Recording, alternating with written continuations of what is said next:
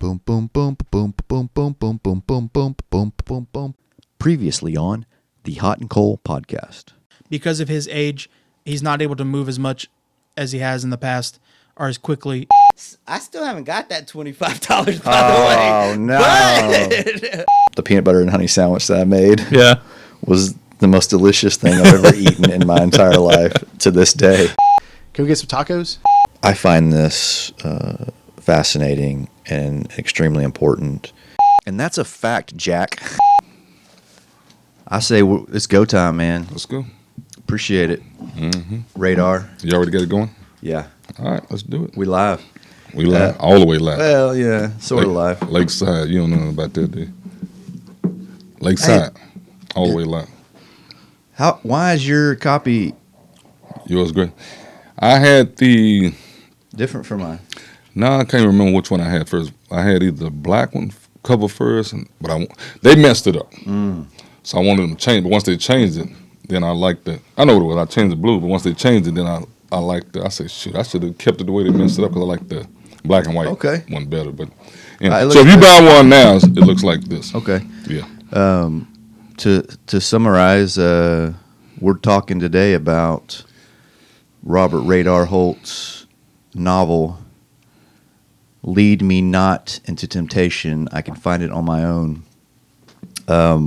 I'm very impressed with anybody who can sit down and put together a story like that. I sat down for 10 years. 10 years. That's how long it took for me to write it. I sent the cover to a friend of mine, and she was like, "Oh, that's great, cool, that's cool," and whatever. She was just being supportive. And then I was telling her later what the book was about. Right. And she goes, "Oh." So, I didn't get that from the cover.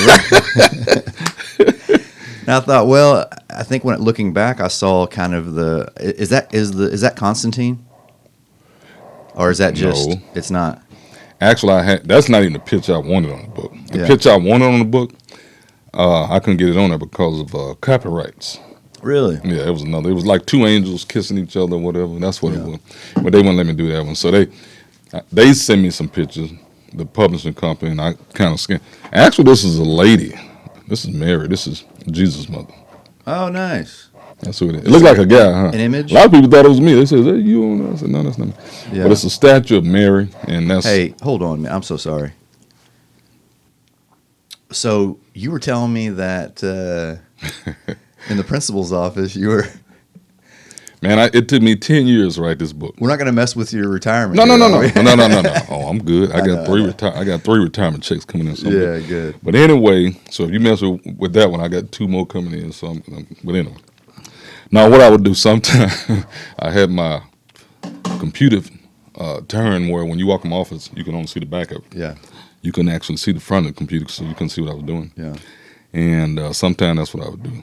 I'd be in there trying to finish up my novel, and somebody walk in. I was like, "Oh, gotta shut that screen down and bring up another one." But So it's a story about, and it took me a while. You know, it's funny how much complicated, huh? Yeah, It's a good, but once it gets going, yeah, like when you first start reading the book, it goes back and forth. But once it stops doing that, and then it just, I do like the time frames, the time stamps. That helps you kind of right. That's why I put them there because I knew it'd be kind of confusing if you know. Yeah, and it seems to all go in a row, except for every now and then it kind of jumps around. Yeah. Great opening scene, where they're in the car and getting hot and heavy, and it's like I can see the kind of and you're looking up and there's just like dude running down the street and he's like, what the heck? Right. And they're out in the middle of a cornfield. In a cornfield. Right. So yeah. And well, on the side of the road. Looking back, now then I didn't recognize it, but looking back, obviously Michael knew exactly what he was looking at. What do you mean? What he was looking at? What do you mean? Well, when he sees Autumn, no Constantine running. No. He didn't. He didn't. No. And the reason I thought he may know because of the wing. Well, at that point he did. Yeah. But when they heard. Yeah, not the thump, but once right. he. Yeah. Somebody was yanking on the door, trying to open the door. Okay. And see, it's a reason for everything in there. Yeah. All right. the reason that that he yanked on the door at that specific time was Michael. He could. Well, let me start back from the beginning. Yeah. Okay, it's about like three different characters. Okay, Michael, Constantine, and Autumn. Okay. all right? Wow. Michael is like he's 31-year-old man. Autumn is a little young. Yeah. She's like she's like 19 now. 19 now. Now. But he had been with her as a result of the mother. Yeah. You know, Hattie. Hattie Burrell Savage. And so they had been together, and Hattie wanted to introduce her daughter to Michael because she felt like he was, as far as love making or whatever, he was like top of the line, right? Yeah. And she didn't want her to, end up with some little old immature boy or whatever, and she wanted him to, to experience what it was like to be with like a real man or whatever. Yeah. So that was her goal, her standard. So can we talk about that a little bit? Yeah, let's talk. Because I'm real curious, maybe this is Mr. Christian conservative guy. I don't know what makes me think this is completely strange, and maybe because we live in a time where technically that's illegal, right? 16, and he would have been 28 at the time. Exactly.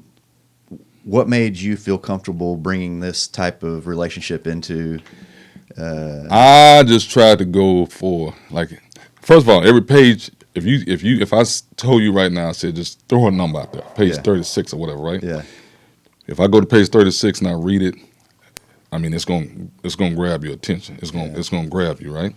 So I wanted the whole book to be like that. So everything was like, That makes sense. I won't say all the way to the extreme. Yeah. But I want it to be where it caught your attention. Yeah, caught your attention. Like I'm doing now. I'm thinking, hey, yeah. what is going on? Right. No, you could have had them the same age, but that would not have been nearly as interesting. Nearly. So, and honestly, this book, like I told you before it started, I was just a bunch of jokes, right? Yeah. This is like a bunch of jokes, but it was like when I remember when I was in Buffalo, it was like 5 or 6 pages I typed out. It might even been back on the typewriter back then. But we were coming from a game, and I let some of the guys read. They were sitting on the airplane. We had the chartered plane. They were sitting on the plane, and I mean, they were laughing so tears were coming out their eyes. Wow. And one of them said something to the extent that, man, you need to do something with this.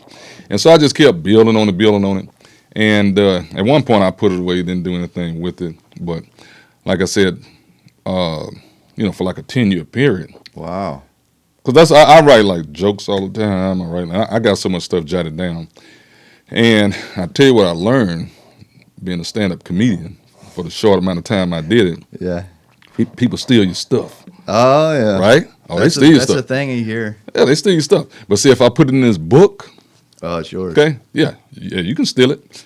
But if I got like, 4,000 or 5,000 people reading the book, they know that's my joke. Mm-hmm. That's mine. So, whereas on the stage. So that was part strategy there, right? Oh, So yeah. That's one way I get my stuff out, get my material out or whatever. Yeah. And, people attribute that to me rather than, like I said, on the stage, you do it. I went to see a show one time, and the dude was up there, was doing like most of my routine. I was like, come on, man. Really? Yeah, but anyway. Was it delivery? That's kind of. What's that, with stand-up? Yeah. Oh, yeah. That's the. Oh, it's a whole lot of stuff that factors. We'll talk about that on another show. Okay. There's a lot of stuff that factors into that, which I learned real quick. But anyway.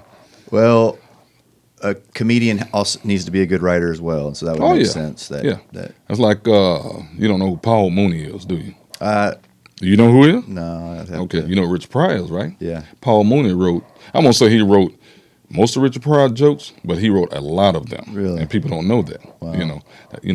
A lot of the jokes that Richard Pryor did, they were not actually written by Richard Pryor.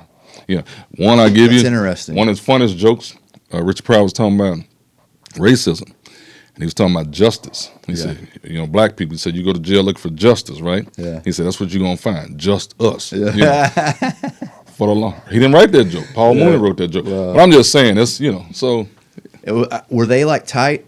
Oh, Were they yeah. like good? Just ran together type deal? Oh, yeah. Or okay. Yeah. Oh, yeah. And he just had the knack for. It's kind of like Elton John and Sure. what's Bernie Tuplin or whatever his name is.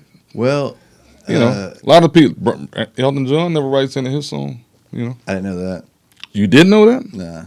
Yeah. But I've got a record player now, and I got my dad's old records. He's Been a jamming, man. A record player. Yeah, it's cool. Turntable, dude. Turntable. Anyway, Yeah. Okay, so back to the book. yeah, Michael. What my statement was, once he had his eyes on Constantine, he knew that was a fallen angel. Yeah, then. Okay, let me say this. I'm gonna give you kind of overview of the book. All right. All right, those three characters. What it is, those two guys were they had died and they went to hell, Yeah. right? Hell. They went to hell, and they were upset in the way of deciding who goes to heaven and who goes to hell. Yeah. They felt like it was biased or whatever, or it wasn't, they felt like Well, it was unfair. Aren't we all a little bit like? Oh, I'm trying. That's why I was trying to make it true to life. Yeah. For just the way we think. Yeah. People. But anyway, they were a little disappointed with how to determine who goes to heaven and who goes to hell, right? So anyway, when they went to hell, the whole time they went to hell, they were disgruntled. They was upset, with the devil, all that kind of stuff. And he finally got tired of listening to them complain. So what he did was he told them they could go back to Earth, the secular world. They can go back, but they had to go back on one condition: they could not they could not violate any of the 10 Commandments or any of the 7 deadly sins. Wow. If they did, what would happen? They would be cursed, and what their curse would be was their worst fear. Whatever they feared the most, magnified tenfold. Wow. All right, so that's what happened. Basically, what the devil was doing. First of all, you don't get to die. You don't go to hell and then get a second chance of going to heaven. So he's just messing with them. Yeah. What he's hoping will happen is they will go back, and once they realize, he already know they're gonna falter, and once they do, and this curse hits them, they have to endure this curse, right? What he's knowing is gonna happen is, then you will appreciate me. Yeah. You appreciate being here in hell with me, because it's going to be 10 times worse, what you're going through on earth, which is like it is for some of us, Sure. than, what it is, here Yeah. in hell. So anyway, like this, so they go back, and sure enough, they falter. And they both, I picked up on it, but Michael is a fallen demon angel, just returned from hell. They don't even know. They think they're like angels because they have these wings and all this kind of stuff. Yeah. So they don't even really. So he's trying to. What happens in the part you're talking about? Autumn and Michael in the beginning of the book, they're in the Car. in the backseat of the car, and it's getting all getting hot steamy and and heavy. everything, right? And right as they're getting ready to do something, Yeah. become intimate again or whatever, someone yanks on the door. Yeah. And what it is Constantine. He's been chased by these bunch of misfits, Yeah. and these people that were like in the circus, right? The big strong man, the little midget, all these people. Yeah. Yeah. So what they had been doing, they had him as like part of the freak show. in the Sideshow. circus. Yeah, Yeah. because he had these wings on his back. Yeah. They were passing him off as like he's part pheasant and part human. Part bird, part- Yeah, right. So The bird human, come and see. so anyway, they but it was good. The reason that he intervened, he really saved Mike, because Michael's what was Mike? Michael wanted to be the greatest poet in the world. Yeah, that was All right, but in order to become the world's greatest poet, what had to happen was the people that he loved the most, his loved ones, they had to die. They had to die like a horrific death. Yeah. Right, and whenever they did, that's what gave him the inspiration to write. He was just going to like this deep spiral, downward depression or whatever. And he would just come out with like these poems that were like just better than anybody had ever written. Do you before. frame that as this was predetermined, that, What was or was that just simply his best writing? The deaths of his loved ones. No. Well, I guess what I'm saying is, did his loved ones just die? No. This is the then- devil doing this. Yeah, This is the yeah, curse. that's The what- devil is doing it, and I'm gonna tell you how he did it, how the devil did it. But so Michael was real reluctant to show love to someone Yeah. like Autumn or whatever, because he knew if he did, what was gonna happen? She was gonna be one that would die. In order to give him the inspiration he needed to write the poems he needed. So when they were in the car, that's why he was really being resistant, because he did love her, But he was trying to fool the devil and trying to make it look like he didn't love her because he didn't want her to be one of his sacrifices, right? But what the devil did, and the devil was upset. He said, I gave you everything you wanted. Like the opening scene, it talks about Michael's wife being decapitated. Yeah. Do you know what that was? The symbolism was behind that. Nuh-uh. She was beheaded. Her head was, for the most part, she was beheaded. Yeah. Now, I don't. It's a little raunchy, so Okay. It was one of his. It was one of his vices. Very that okay. Nice. He said, "I'm giving you what you want. Yeah. That's what you like. So here's your wife's head Wow. on silver. He said I couldn't give it to you on silver platter, but it was on concrete. He said that's the closest I could come to gray or whatever. That's one of those things we're talking about, the movie part of it, how that could be, you could show that, how cool that would be. Every death was a symbolism. Oh, man. You didn't pick up on that, did you? No, I did a little bit. Like you could, again, that's deep, man. That's hard. That's real hard. Like the cat.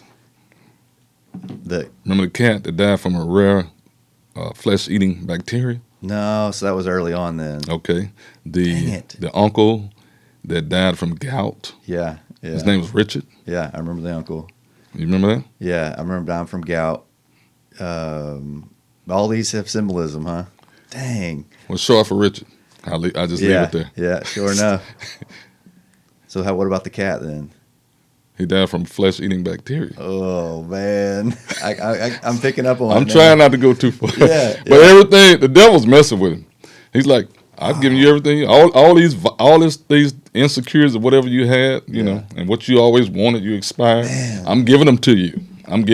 He's being sarcastic, basically, is what he's doing. And that's my thing. Not that because literary things, I like them, but I don't pick up on them. You have to explain them to me. Yeah. So I'm reading it, and I can guess. If you go back once we finish, Yeah. talking about the book, you go back and read. You're just gonna be like the light bulb is gonna start going off. Well, and I started rereading it. But you didn't. But still, you didn't. But I stopped and I said, because I'll have a good talk about this. Mm-hmm. Then when I read it, I'll be all over it. So you with me so far, right? Yeah. All right. So that's what happens. So anyway, when they're out in the field, what happens is these guys are chasing Constantine from the circus. Yeah. And they throw a rock and they render him unconscious, hit him in the head with a rock. He fell down. But anyway, before that, Constantine had tried to get away. He had tried, and right like I said, when he yanked on the door, it scared Michael and Autumn so bad. They was like, oh, scared Autumn half to death. Yeah. And scared Michael to a certain extent also, because at that time he didn't know what was going on, right? Nah, he's caught up in that moment too. Yeah. It wasn't until Constantine tried to spread his wings and fly away. And he couldn't fly away because they had clipped his wings. He couldn't fly. So when Michael saw his wings, he was like, "Oh, it all came." Not all of it. Because Michael had gone through the same thing when he had come back from hell, right? Yeah. Okay. Same thing. He had wings also, but once he faltered, his wings started to decay, and eventually he lost his wing. And let me say this. What's Michael's main his main thing as far as the whole book is concerned, he wants to talk to God.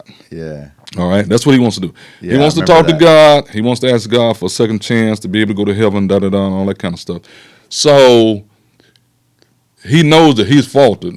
Chances are, and he meets Ubiquitous, the pharmaceutical salesman, who Ubiquitous has met this lady, this voodoo priestess, who they came up with this concoction where they can give it to you, and it gives you a near-death experience. And how people say when you die, you see the light, right? Yeah. Okay. Ayahuasca, I think that's a thing. What that? Ayahuasca is a thing that people do. Right. And so you see the light. So that's what Michael wants. He wants to be able to, take whatever this potion is or whatever, so he can have a near-death experience, so he could see the light, so he can talk to God. But what happened? But he knows may not happen for him. And the reason being is because he's already faltered and his wings go. So when he sees Constantine, and he's staring. He looks at him as if he's still in his Pierce state, right? Yeah. So he feels like the people would have a better chance of giving him an opportunity. Constantine may be going, and talk to God because he's still like in an angelic state. Yeah. But Michael has questions. He can say, I've got all these questions. If you talk to God, I want you to ask God and this and that on my behalf. Yeah. Right? So that's why he gets all excited. Now, let me see if you picked up on this. Do you remember what Michael said to Constantine, when he walked up on Constantine landed in the field, he was unconscious. They threw a rock in the head. Michael walks over there to him. You know, he had the gun shot, so the other people ran away. And he walks over there to Constantine, who's laying in the middle of the field. Do you remember what he called Constantine? No, because I remember. I mean, I remember all that. I just, the exact words he used. He called him a house, the Oh, N yeah. word. Yeah, N-word. yeah. Do you know why? Skin color. No. No. Yeah, he was albino. Yeah, Constantine was albino. Right, that's why. But that's not why. The reason he called him that. Go ahead. Well, I got a question. So I'm making assumptions. One, because of the author, that they're black. But does that matter? Okay. But yeah. Well, I wrote him as a black character. Yeah, as a black character. Yeah. And he's and then Constantine, the black albino. Right. That's interesting. Right, Yeah. Okay. Right. But the reason that he called him that is because he recognized him. They had been in hell together at the same time. Wow. And Constantine was the devil's right hand man. No way. Right. So and that's what they called Constantine when he was in hell. They called him House. Yeah. The N word, right? Yeah. House. That makes sense. Because like I said, he did all the dirty work for the devil and all this kind. But at one point, these guys had kind of fooled themselves. He knew him. Yeah, he knew. Yeah. And so right away, he wanted to grab him, put him in the car and take him, and didn't want anybody else to know who he was. Cause like I said, his ultimate thing is he wants to be able to talk to God, and he feels like Constantine has a better chance. Like these village elders or whatever, they're not gonna just give anybody the near death experience if they don't feel like they have a chance talking to God. But they're like, hey, this dude still got his wings there. He's in angelic state. But see, even with that, they fooling themselves because you're a fallen angel. They don't even see themselves as fallen angels. They just see themselves as angels, right? Wow. So interesting. But it's good. So go ahead. So he takes Constantine back to his mom's house. His mother's house. She has a house behind her house. Yeah. That empty. No one's staying there. The uncle was the last one that stayed there. Yeah. That type thing. And he feels like he can hide him out there and no one will know. The only person that knows he's there is Autumn. Yeah. So, but in the meantime, Michael continues to do his poetry. He's got things he's got to do. His poetry. He's trying to become the world's greatest poet. And at one point, he has to leave to go to a reading. Yeah. Right. And these poems are from the death of his wife, right? From the death of his wife. Yeah. The uncle. Yeah. His cat. Wow. It's a lot of. That's where he's getting all this inspiration from. But so anyway, he has to leave, and I can't remember right now where the first one. I know one was in Belize. They had to go to Belize for poetry reading or whatever, like this World International Poetry. Well, there was one. No, it was one local. It was local. Yeah, the local one I feel like is the one where, I'm still kind of getting going, trying to read your book. I read some, then I put it down, then I read some more and put it down. Right. And so up to that point, I was still kind of trying to figure out, kind of navigate what was going on and how to read it. Okay. And a little bit after that is when I started like streaming it and reading. I read for an hour or two at a time. Okay. And so what was interesting is during that time I felt is when he met Ubiquitous and then the lady with the Adam's apple. That was at the strip club. That was talking about? No, well that was that was a good one too. That was funny, huh? That's where I put my best jokes your in. Best jokes in. But I think I went a little too far with some of the jokes. Dig. Some people like, oh, wait a minute, what? That's good. No, like did he have a meeting with the devil early on or meeting with? Oh, you talking about? Yeah. The first book review they went to. Yeah, the first book review. Yeah. So that's where I was You kind of good, like boy. trying to pick up on some You things. good? I'm trying to think of. I can't remember the name of my cat. It'll come to me in a minute. I want to go back and read that part of it because. What did the devil say to him the first time? He's you don't remember? He said something about eating cake. You don't remember that? You don't remember? So basically, he gets his he gets recognized. They say, "We want you to keep doing this." Yeah, and all these people, all these publishing companies are coming out and offering him. Meanwhile, he's got Constantine at his house, and Autumn is there. And Jules is in and out. Oh my God, Jules is Rich Pryor. Jules, that's who I gave all my Rich Pryor jokes to. That's awesome. Jules is a fool. I'm gonna tell you. But that's where Jules, they peeking, you know, they trying to see what's going on in the room, and she was, you know, trying to. Her thing is, now this is Autumn. Yeah. All of them are sad characters, right? Yeah.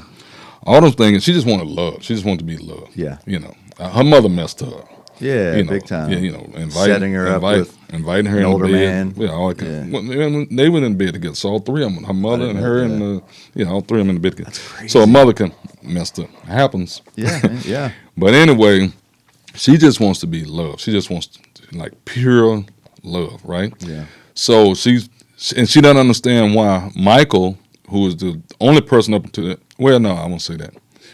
Was her first lover. Yeah. But she's been with other people since then because Yeah. she's been trying to Fill that void. fill that void, and she hadn't been able to do it. But anyway, she doesn't understand why Michael won't love her. Michael does love, but he can't love her because, like I said, if he does, She'll die. she'll die. Wow. And she will be, so he can't tell her that, so he can't love her. That's a good one. But anyway, Constantine's curse is the one. But anyway, Yeah, we'll get to that. we'll get to that. But so that's why she goes out. She sees Constantine as an angel, right? Yeah, pure. for sure. So she figured like, Albino, okay, still not got just wings. albino, yeah, got his wing on, but she's like, well, now this guy, you know, he has to love me. I mean, that's him. He's an angel, you know. So she feels like he won't you know, mistreat and dog out or whatever, like Yeah. Michael or whatever. He has to love. So that's why her focus shifts from Michael to Constantine. So when he's leaving her, when he goes off, you know, overseas and all that kind of, well, where else? Belize? I can't remember where it was. Yeah, well, one of them was definitely Belize. Yeah. So when they go off and he leaves Them together.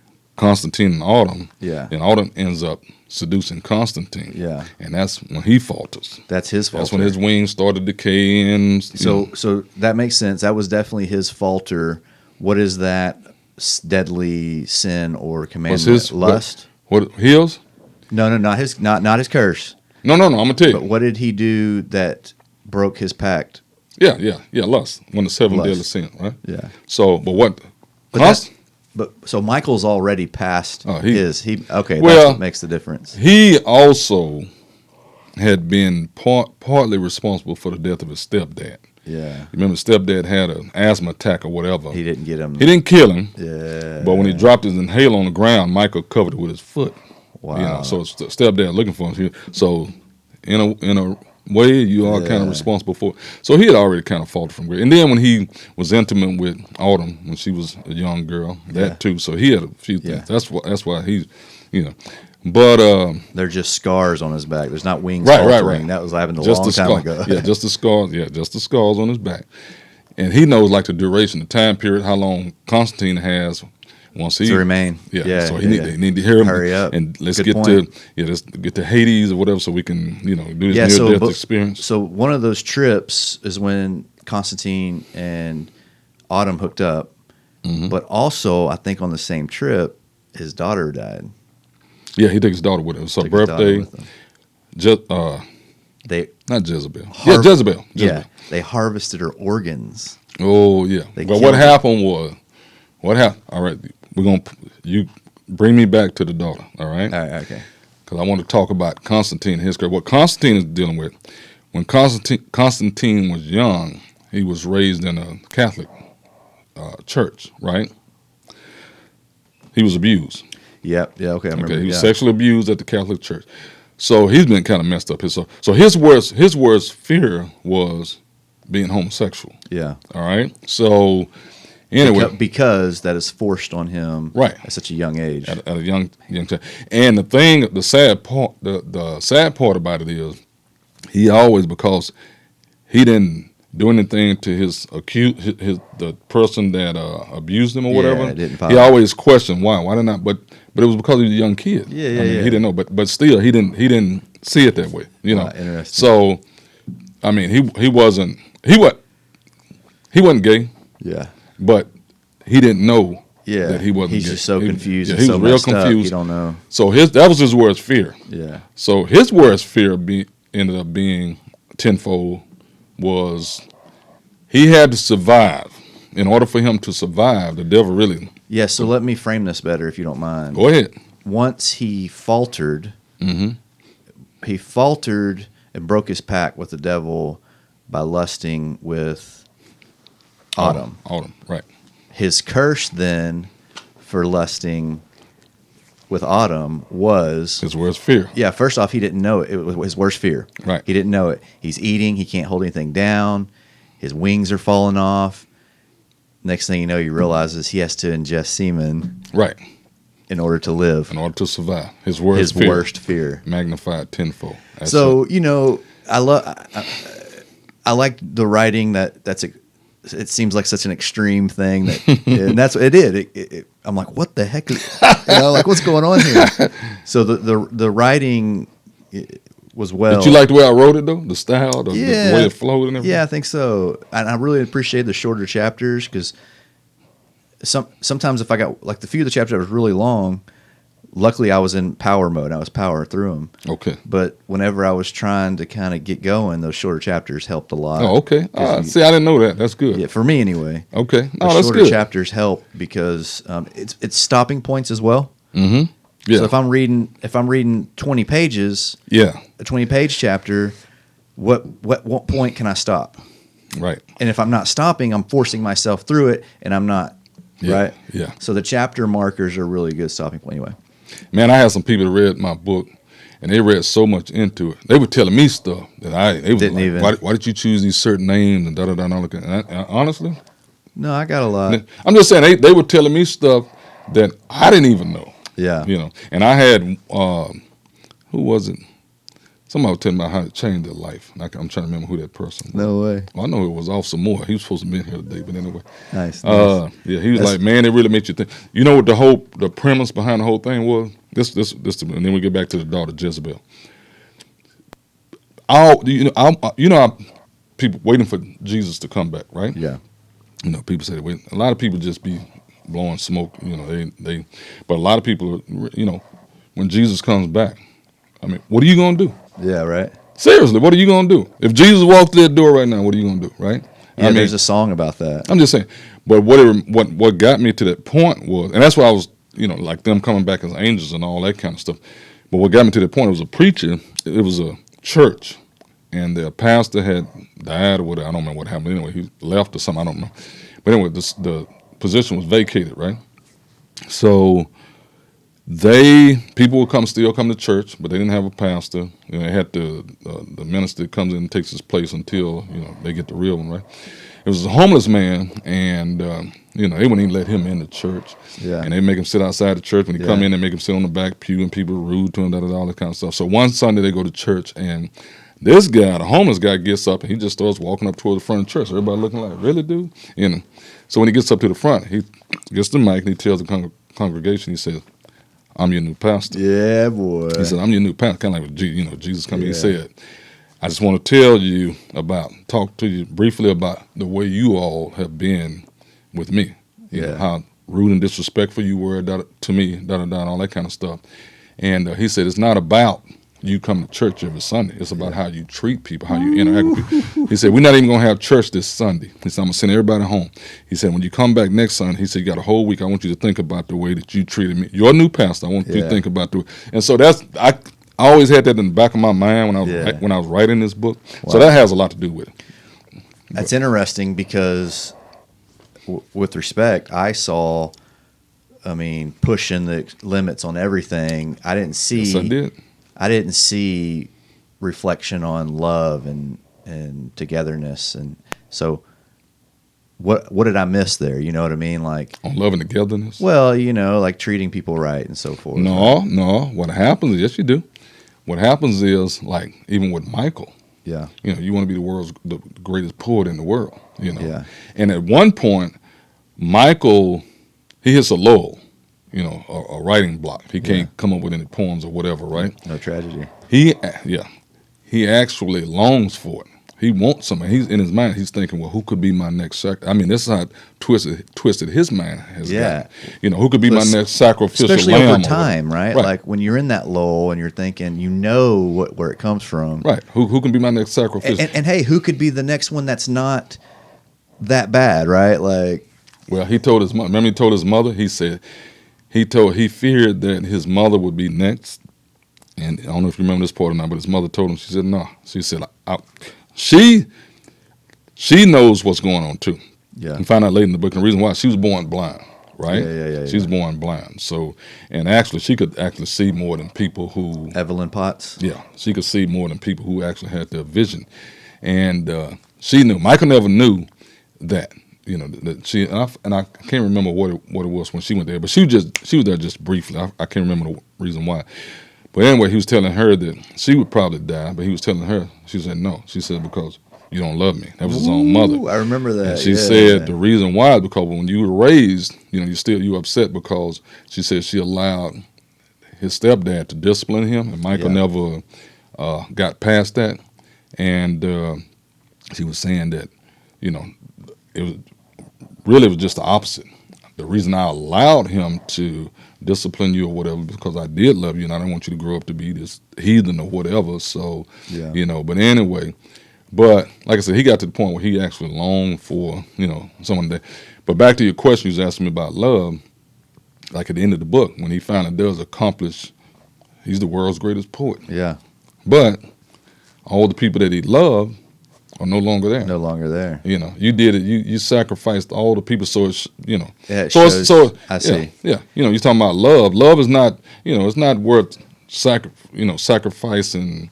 No, yeah, him being number one is not worth sacrificing all those that's important relationships in his life. The most important thing in your life is your relationship with the people you love. Yeah, man. And you he sacrificed all that for success. And now at the end, look at you. Mm-hmm. And what I remember they had, who was that? Billie Holiday, the movie, was it Mahogany? I can't remember what it was. One of the movies Diana Ross was in, and Billy D. Williams said something about what is love, what is success, love, all that kind of stuff without somebody to share it with. Absolutely, and that's what man. You had nobody to share it with. I like that. You want to go back to Jezebel, the daughter? Yeah, because that was surprising. I'd moved on. I told you, boy, I was, yeah. I mean, it would just happen. I was like, whoa. And so he goes to Belize. They're there. He's getting ready for a poem. He's talking to her. Okay, honey, you know, when I get back from my deal, we'll go out and do this and that or whatever. I forget. And they were out and about. Yeah, he's out and about. She kind of wandered off. Okay, that was what? She wandered off, and he couldn't find her.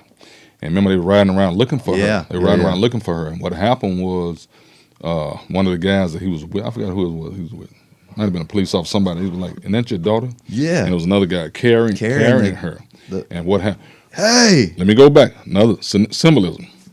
The devil at one point, when he came in that lobby, he met Michael at his first reading, and he was telling him, you know, he said, why do you dislike me so much? He said, I've given you everything you wanted. He was telling about how, you know, everything he wanted, he'd given it to him. You know? Yeah. And one of the last thing he said, I also know that you like, I don't know if I can say this. He said a young piece of, Yeah. you know. But anyway, another word for ass is a mule, right? Yeah. Michael didn't pick up on it. Oh, mule. Yeah. Michael didn't pick up on it. So what it was, he was actually talking about his daughter. His daughter became a mule. Yeah. You know. So, you know, like when the guy dropped her and she fell to the ground, and they saw where, you know, she had been cut open. Yeah. You know, and all the organs had been taken out, and they had replaced her body with. She was a mule. That's Michael cool, man. So the devil is giving him all. He's saying everything you want. I'm giving it. But he's being sarcastic. Yeah. Right. But he just messed with. But like I said, the devil's ultimate thing was, okay, y'all don't appreciate me. You know. Yeah. Like, you know. You're about to. Yeah. You're gonna crawl back to me. Yeah. Which, like at the end of the book. Yeah. Pretty much is what Sure happens. enough. So he starts writing after that. Writes the Yeah. He wasn't going to. Yeah. He did not want to use his daughter's death. Yeah. You know, as another opportunity to write poems. But these poems just started. You know. Remember, didn't he write a bunch? Oh man. Without trying to use his own. And they weren't any good. And they sucked. Yeah. Yeah, they weren't any good. Yeah. But when his daughter died, he started writing all these poems, which were really about as low as you can get. Yeah. Because he'd used the death of his daughter to also write another manuscript. Yeah. You know, so. So Constantine is gone. He's gone. We can't find him. Yeah, he ends up leaving Okay, Because but- now his curse. He has to. This is what he has to do in order to. And he tries to eat food and he throws it up. He tries to. Well, hold on. So, They went to the funeral. Yeah, So- daughter's funeral. So Jezebel's funeral. Michael Constantine was at the funeral. That was Constantine I thought was- that was a good scene. But he's like in the Which background. which funeral? Jezebel's funeral. Yeah. Stay in the background. And Michael then hooks up with Autumn in the limousine when Constantine is there. Yeah. And that was a pivotal point because Can I say something about that? yeah. Do you remember the opening scene when Well, she was they're hooking up. talking about a birthday suit? Yeah. You remember that? Yeah. And she was talking about how can I say about venues going through the back door, all that kind of Okay, stuff. Okay. Michael knows her. Oh yeah. Okay, even though Constantine, has been with her and they with each other like for 3 days while Yeah. Michael was away and whatever. Was in a way, yeah. Michael knows her. Yeah. He knows her. So So when they were in the limousine, I don't know if you remember the scene. I'll let you. Yeah, I'll let you read it again. But anyway, they were intimate with each other in front of Constantine. That was the kicker. in front of Constantine. Did And it on purpose. I didn't see them as together, You didn't say who was together. Constantine and Autumn. So I didn't realize at that point that he felt so offended. Oh yeah, I wasn't I wasn't there. yeah, And part of this is me, just because just hooking up like that doesn't mean you're like in a loving relationship or whatever, right? Maybe it is to some, maybe right, but Right. that's the reason I didn't necessarily see that first, and later on I realized that. yeah. Oh yeah, Yeah. She took him. She took him. So why fast. so Michael did it just because he's a guy and she's a girl, and Michael really loved her, yeah, he and did. he really wanted to be with her, Yeah, he did. but he couldn't be with her Yeah. because he didn't want her to die. Yeah, But Oh, he didn't that's want. But he didn't want her to be with somebody else. yeah. So You know. did he did that intentionally Oh yeah. in front of him Oh, to yeah. make him? Yeah, Oh yeah. Well, he was upset also because when he left, that's when it happened. yeah, he left. Not only was he upset that Constantine and Autumn had been together, he was also upset because he wanted Constantine to remain pure. Because he's Yeah. still trying to get him To talk to for this, good so point. he could, Talk to God. near death experience. And he's really upset now. He comes back and now his wings are starting. You can Fall smell, off, you know, yeah. smell the, like mange. That's and good, man. Yeah, and he's like, really? He like, Yeah, so to frame it better, not only is he mad that they hooked up, yeah, he's with the girl that he loves. right. He's mad that he saved him to keep For him a pure, specific, yeah, right. For a and specific and reason. hooking up with Autumn And pissed she- him off because he likes Autumn and took away the reason he saved he him. told Autumn that before he left. He said he told her, don't, when Jules and the mother were peeking and she was trying to kiss him or whatever. Yeah, The first time when he's unconscious, excuse me, and she told him, she said, "Well, I don't know if you kissed him or not, but you can't do that. Yeah. Don't mess with him. Leave him alone. He didn't tell her why, but I just reading it's tough, but I can't wait to see Jules live. Jewel, I can't wait to see that character. I got a buddy of mine, Rob Riddick, played me in Buffalo. He's already cast the whole. Oh yeah, Who did he pick? And I can't remember who he picked for Jules, but he already cast the whole thing. The whole, yeah, all the characters. no, that'd be fun, man. Yeah. That would be the great comic relief. What's his name? And then so What's the black guy name supposed to do the new James Bond? Not James Bond. I don't know. Idris Elba. I'm Yeah. not very good at pop Idris. culture. Idris. He that's who's Michael. That's cool. Yeah, Idris. Terrence Trent D'Arby. Constantine. What's the girl name? I can't think. Anyway, go ahead. Yeah. He already cast everybody. So I think that's when he sees Autumn with Michael, and the curse is kicking in, and he's just like, Oh, when they go, remember they leave. Yeah, he's Yeah. getting at this point is like downhill.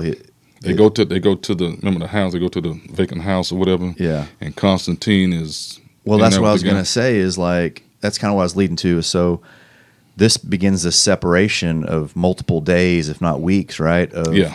Constantine's gone. Yeah. And Michael's just going about. He's trying to survive. And they're spent there every day they're looking for him, right? Mm-hmm. They're hooking up, not hooking up, but like going out and trying to find him. And then Michael and Autumn end up not being looking together. They may be looking on their own, but they're just kind of avoiding each other as well. And then they find someone find Constantine. No, Do you remember the church scene? Yeah, when Constantine in the church with the devil? Remember he wanders into the church? yeah. And the devil is sitting right there next to him, and he explains to him what he's he's praying on his knees, to God, and the devil's like, dude, why are you praying to God? You belong to me. Belong to me. And the devil explains to him what's happening to him. Right. And not only does he explain what's happening to him, what else? You don't remember? No. Constantine feeds. Oh, from the devil. From the devil? You don't remember that part? Maybe I remember that. I just maybe I just didn't click. Yeah. Wow. Yeah. He resists. He doesn't want to, but he can't help it. That's in order for him to survive. And so he's ultimately found not at the church, like at a house next to the church, right? I think is where the strip club. No, they find Constantine. Oh yeah.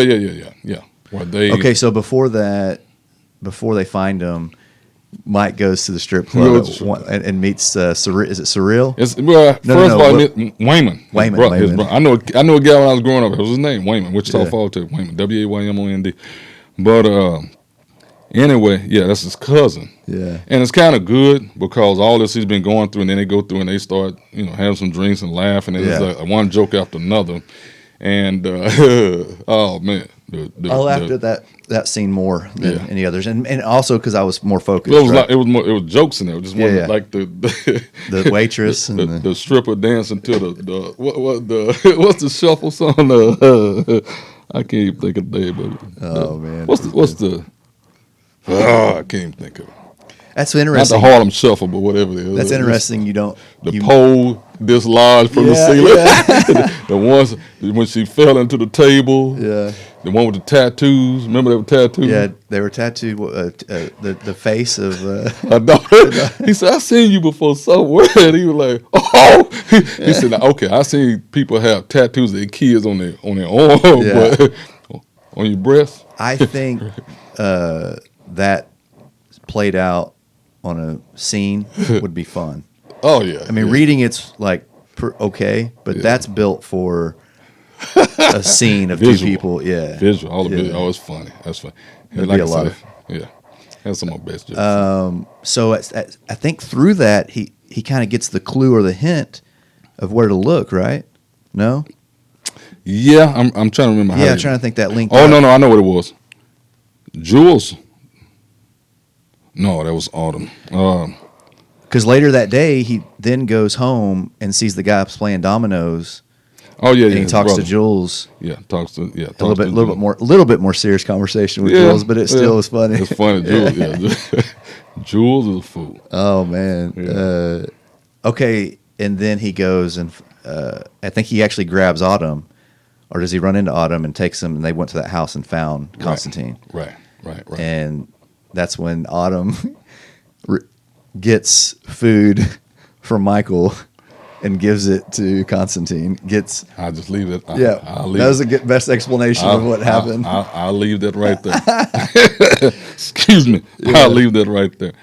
But I admire her willingness to help out. Yeah, well, she did. She was trying to keep. She couldn't bear to watch him go through the withdrawals and the pain and everything, and she knew that's what he needed in order to survive. So, and at that point, Michael and Constantine start meeting. Yeah, like once. What was really weird is Michael helps the boy pee.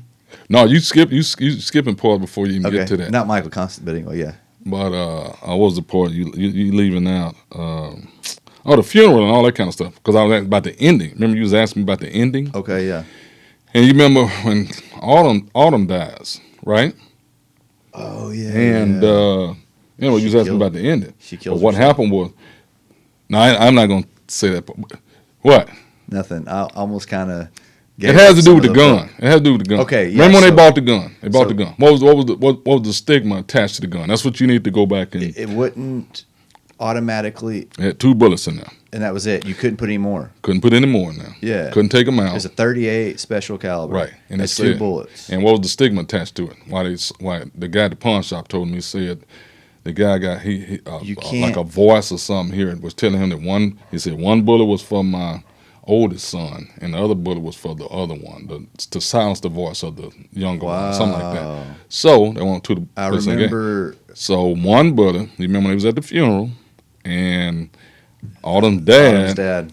confronted Michael, because he And was upset. Michael, He confronted him, Yeah. because he felt like he was partially responsible for his daughter dying. And then Jules intervened. Yeah. Jules intervened. They fell to the did ground. skip that. The gun fell out of the boot, and the dad picked it up. And what did he do with the gun? He Shot. shot him point blank. Yeah. One bullet was for the oldest son. Golly. Okay, so only one bullet left in the gun, right? So anyway, when you go to the ending, the very last Scene. sentence in the book, Yeah. He that pulled- should tell you, And what happened was, I'll try to read it now. You can read No, it. I'm not. The last sentence. What tells you, you're talking about when he's going to the restaurant and the little boy had to pee. And so what happened was Yeah, I totally skipped. the dad got up and he went off to go get food. And the little boy had to pee. Yeah. And he's about to pee on himself. And Michael Constantine was already going to the restroom. And the boy couldn't get his pants unzipped. Yeah. So, and I can't remember. It was totally innocent. Constantine didn't do anything. Yeah, When the dad, he was just, trying to help the little boy. And but anyway, so when the dad comes in, he sees it. Okay, he runs, but he doesn't know what's going on. So he beats up Constantine. Yeah. Beat him up. So anyway,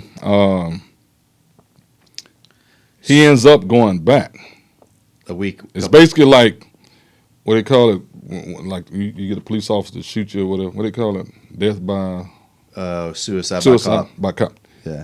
That's basically what he was doing. Wow. He knew that if he went back to the restaurant, he saw that man again. Yeah. He ran away the first time. Yeah. He knew that more than likely what was going to happen, and so it was So he like, kind of went in there to. yeah, he was at that point. He was like, Yeah. life was just unbearable. He couldn't. Well, that's a good explanation. I kind of was wondering why that was included. Yeah. Just that story period, but because it's getting us in Michael's state of mind. Constantine's, yeah, that's important. Yeah. Constantine's state of mind that he's just ready to. He's done with it. Yeah. And Constantine had always wanted to read Michael's poems. Remember that? Michael never would let him read them for whatever reason, right? Yeah. So when he dies, what does he do? You remember what he did? Burns the manuscript and Best puts the ashes. manuscript Ever he'd written. ever written. And his agent got upset with him because he set him on fire. And he took the ashes And put 'em from the in- manuscript, put them in the urn with Yeah. Constantine's, Constantine. the ashes, and shook him. So he said, now they are one. Yeah. He Wow. always wanted to read now they, so. Yeah, he knew him in hell. Then he ran with him up Yeah. here. Yeah. Interacted so much. And okay, so when I read the end, I guess we're talking about Everybody's gone. it. Only one left now is Michael. Yeah. So does the devil pull on himself or to somebody else? They That's- play Russian roulette. Yeah. They sitting in the car, and Michael, he's just like, whatever. Yeah. I don't want to hear. He's making all these smart aleck remarks, and the devil's like, you know what? He's like, forget this. He said, he already knew he was gonna come back anyway, Yeah.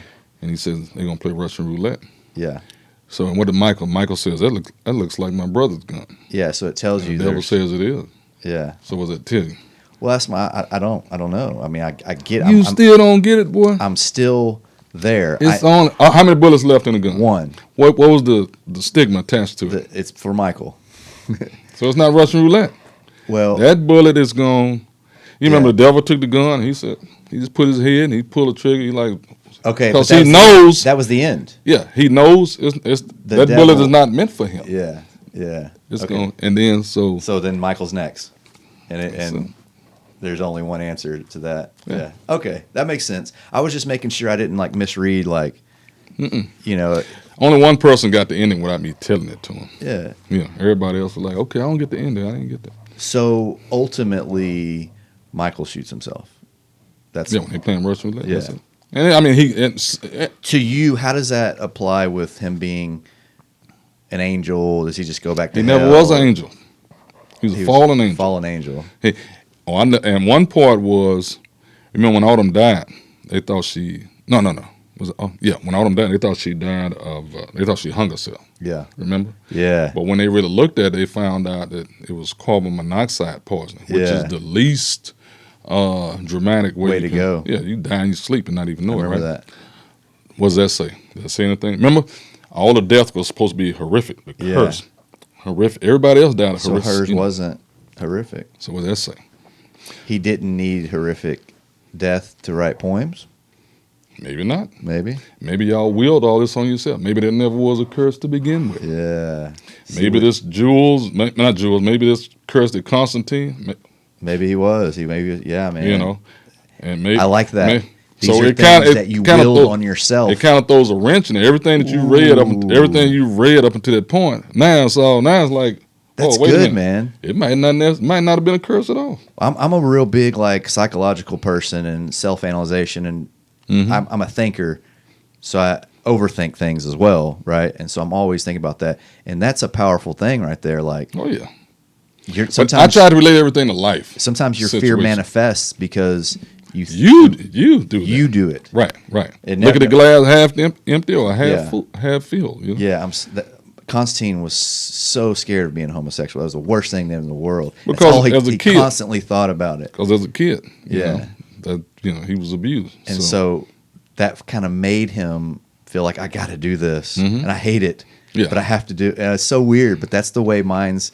right. You trick yourself. I mean, even Michael to become the world's greatest poet. Who's to say he couldn't have done that on his own? Yeah. You know, who's to say you had to, when your loved ones died? Yeah, and honestly, like maybe one tragic death takes you that place, Mhm. but everyone after that you don't need. Like I like you don't experience those bad things until they happen. Like Right. you can't just manifest. Then it's like a domino effect. Yeah, you know. yeah. Yeah. It's like one after another. And Good review. Let's.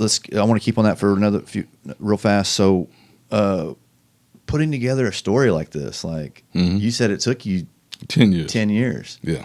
I You know what? The reason it would not have taken me that long. The reason it did because I was Still working. I was at the high school, assistant Yeah. principal at the high school, and I never could, like, in order to make something, I would think of something. I said, "Oh, that's good," but in order for me to make it work, I had to go all the way back and reread the story, and it had to Apply it. work in chapter 2 in order to work in chapter 32, right? Yeah. So I had to go. So I had to keep that in my head the whole time. Wow. But working as an administrator, I got a parent coming in the next morning, and Yeah. I'm sitting like, okay, did I do anything wrong? I got to make sure, so I can't constantly focus on my book. No. So it wasn't until I retired in 2014 that I was able to just sit down and give it my undivided attention, right? Yeah. And it probably took me 9 months after that when Okay. I could just really Dive in. like hone in. Yeah. And it was I kept it all in my head, and I could go back and tie up all the loose ends and that type of thing. Because you don't want somebody reading and, you get to the end, they say, okay, well, how can this happen? This not even possible because this didn't happen over Yeah. here. So I had to make sure everything, tied up all the loose ends and everything. So that's why it took me as long as So it did. that's good. You cleaned it. You knocked it out there once you retired. What? So what if somebody listens to this and wants to buy the book? What can I tell them to do? You can get it on Amazon. Amazon. Nice. Okay. Yeah, Amazon. So Amazon's got your Just book. type my name in. Yeah. Robert Radar Holt, and it'll pull that book. Yeah. Lead me not into temptation. I can find it on my own. Hey, That what sells a lot, about anything else? Any other books you gonna write? I got again? 2 poetry books that I'm pretty much finished with. Yeah. I'm getting ready to come. I got a lot of stuff. Cool. Yeah. I got like 2 board games. I got what else? I've done some other books. I did like a collection of religious short stories. I did. What is this? Where's this come from? How do you? I mean, Just it's always funny. something you- It's funny because when I was at Baylor, yeah.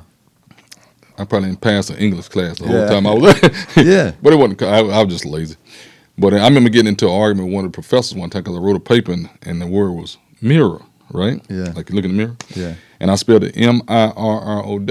And I stood in front of that class. I stood in front of the class and argued with that lady tooth and nail. I was like, she had Mirror, and I was like, man, that don't even make sense. I'm like, no, mirror. That's the way I said it. Yeah. I thought she was wrong, Wow. But but anyway,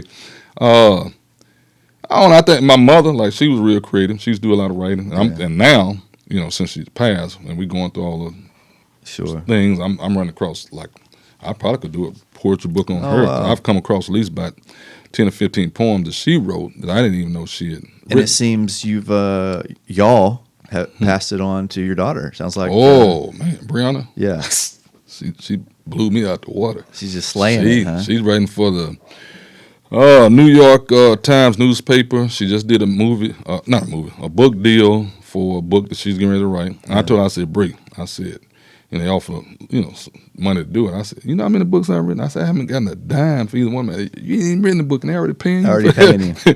So no, she's doing good. Good. She's doing real good. Yeah. So Well, hey man, we could talk for another couple hours. That was a good review. you of the go back book. and read my book. No, I will. No, You will now. It'll mean more to you now. absolutely. Yeah. And I've done that a few times. Matter of fact, these books here that I've got, these are the books I'm reading now. Oh, okay. And 2 of those I'm on my second read.